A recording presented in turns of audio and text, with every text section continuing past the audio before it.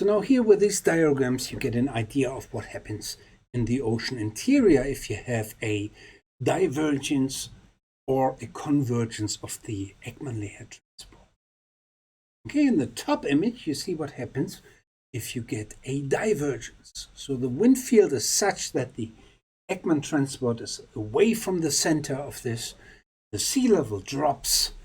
You get a geostrophic flow field that actually operates to produce an upward displacement of density surface. So it's called upwelling here, but in fact it's only a transient process in the area. It's not a permanent process. It is actually balanced by some other effects later on.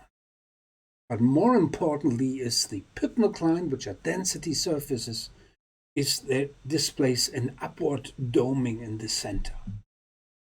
Okay, and this is one feature here, and this one is called Ekman Suction. Okay. The Ekman pumping, which is displayed here at the bottom, is the mechanism by which you have a convergence of horizontal convergence of the Ekman layers. The sea level is a little bit higher in the center, and we only talk in terms of centimeters, really. The associated downward displacement of the pycnocline of the density surface, they are much more pronounced. They're of the order of can be several hundred meters in some regions. So what you always get is that the structure of the density field in the ocean interior is an amplified mirror image of the shape of the sea surface. And that's a very, very important relation. Okay, so it's the wind stress curl or non-zero wind stress curl that creates these situations.